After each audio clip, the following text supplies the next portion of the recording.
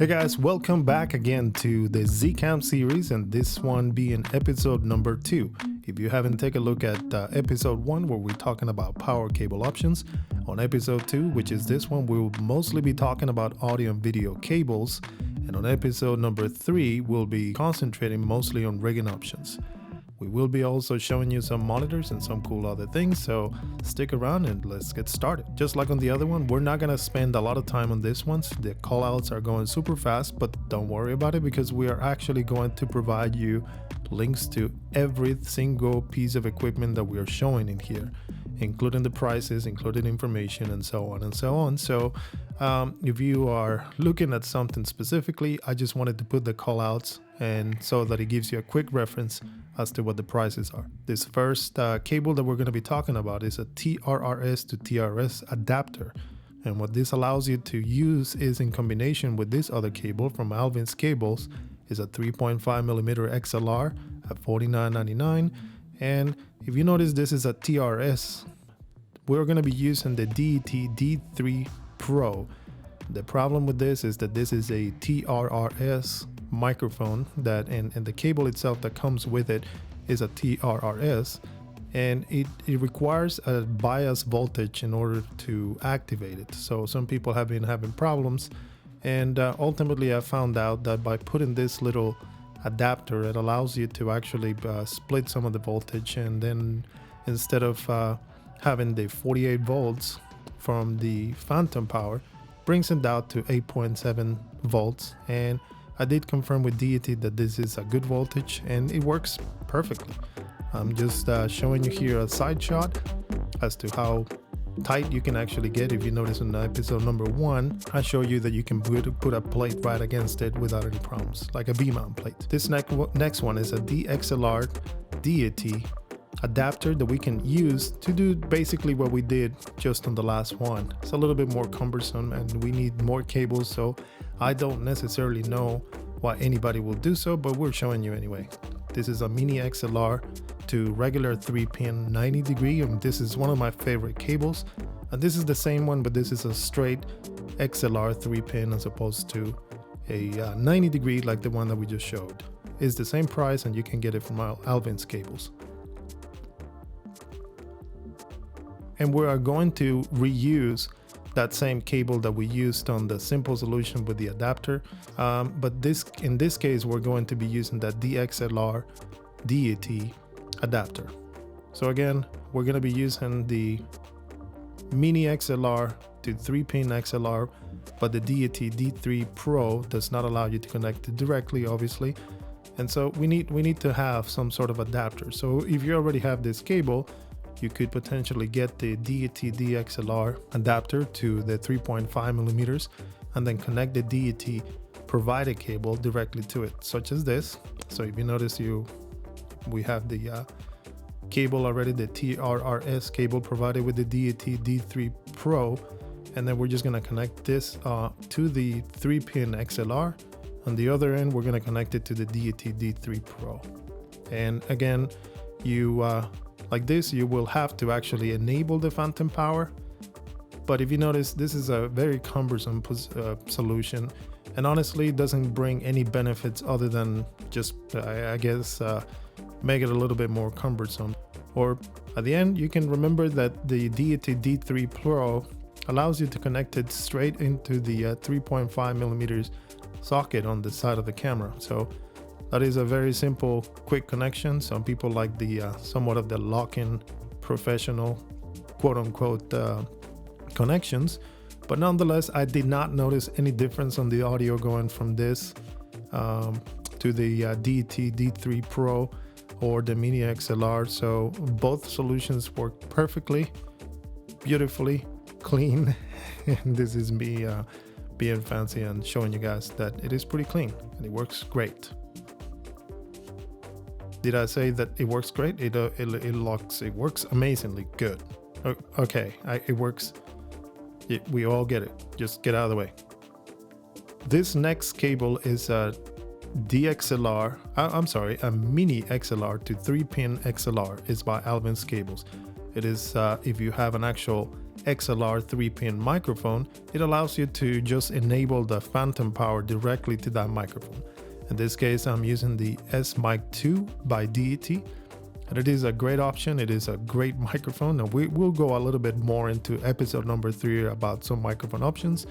But in here, it is a super simple solution. You just connect the XLR, Mini XLR, to the 3-pin regular XLR straight into the microphone. Just enable the phantom power provided by the camera at 48 volts, and you're all set.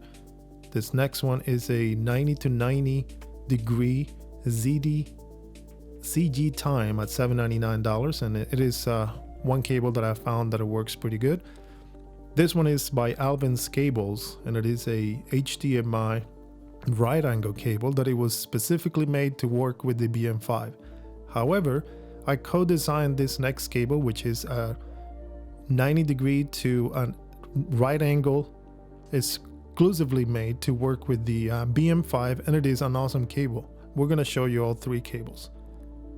So the first one is the fancy cable, and it is fancy solely because of the 2 angles that are not usually found on a cable. So this one is a 90 degree, goes straight up, but because it's thin, it gets out of the way.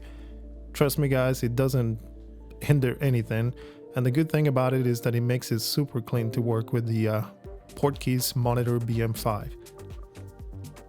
There's nothing else to show other than the clearance. On this one, I'm showing the FX Lion adapter and how much clearance you actually get out of this combination. And I'm showing you connected through a different rig and a different, in this case, I'm using a Nitsi cage. And again, just to show that the clearance is phenomenal. Remember the other cable that I showed you, the HDMI 90 to 90 degrees? It works actually pretty good, but it is a little bit thicker. And the cable actually on the PortKeys side ends up being aimed towards you. So it might be a great option if you have the microphone on the left side as opposed to the right side, because it clears it a little bit better, but it doesn't matter. Either way, with the other cable, it works just the same. The last one is the right angle XLR cable. And again, I want to show you guys that with the FX Lion being moved the way that I will link in the description, it allows you to even plug it in without even having to move it out of the way. And again, this one works really well with the BM5 as well. It's super clean. And the only reason I don't like it is because it goes straight to the side, and I don't know, I feel that it gets in my way. But if you look at the buttons on the top of the camera, I feel that this might be an even cleaner solution for some of you guys. So either way, I wanted to show you both options, or all 3 different options. Lastly, I didn't show you guys this cable, but I did wanted to show you that if you do use a very thick HDMI cable, at least with the FX Lion, it's not going to clear that gap. It's just not gonna work. So if you have a thick one, just give it up. Okay, so now we're gonna start with the monitors. I'm not gonna go into detail on the monitors because you can find a lot of reviews about them, but some of the monitors that do work pretty well with it. SMALLHD Focus at $449.10. The price might vary. This is a great little monitor to work with the camera.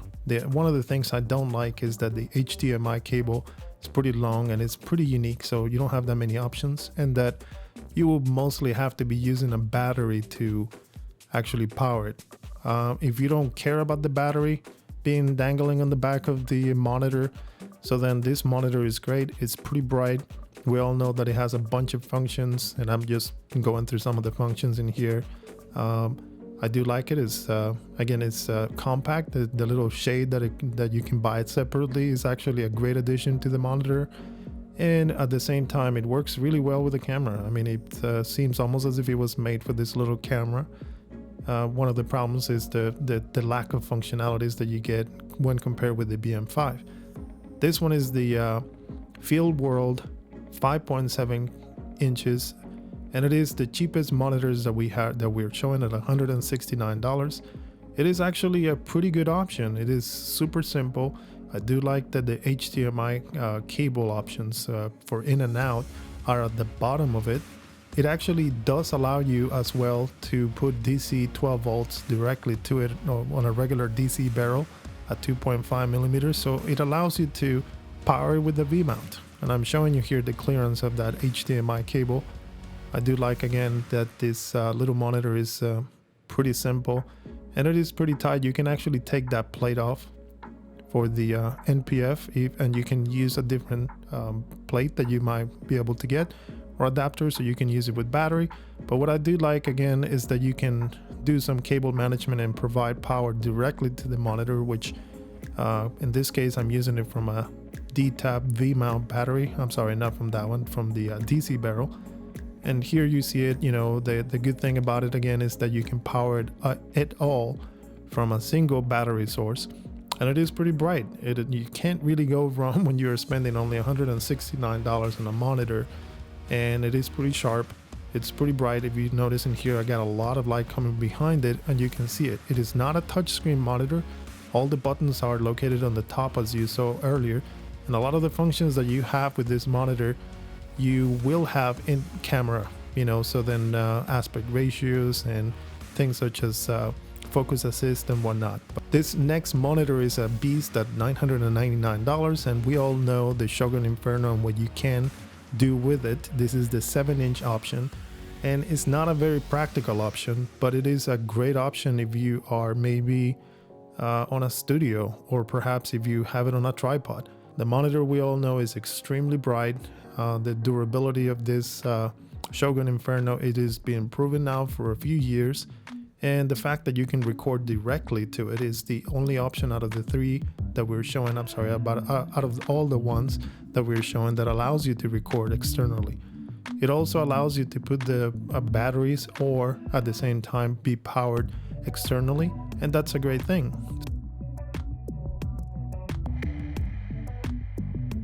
Here I'm showing how it might look on a different rig. If you notice, it makes the camera definitely top heavy, even whenever you don't have a cage. Like on this case, I'm using the small rig cage around it.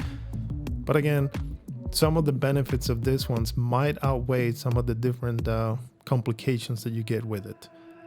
This next monitor is the beast, and one that it almost seems like it was made specifically for this camera. So much that there is going to be a separate video just to talk about this monitor and all the features. It's the PortKeys monitor at $519, and by far my favorite monitor out of the ones that I've shown for this camera, and for this camera alone, just because of the functionalities and everything that you can do with it. So thank you guys so much for joining us again on episode number 2. On episode number 3, we'll be talking about rigging options, and we will be discussing a little bit more about how we are actually putting all of this together. So some rigs might work for you, some might not. And we'll also be showing you some custom alternatives that actually work pretty well with it, and some hacks as well. And we'll even provide you with 3D printing files for you to come up with your own back cover. So stick around, subscribe, and see you guys on the next episode.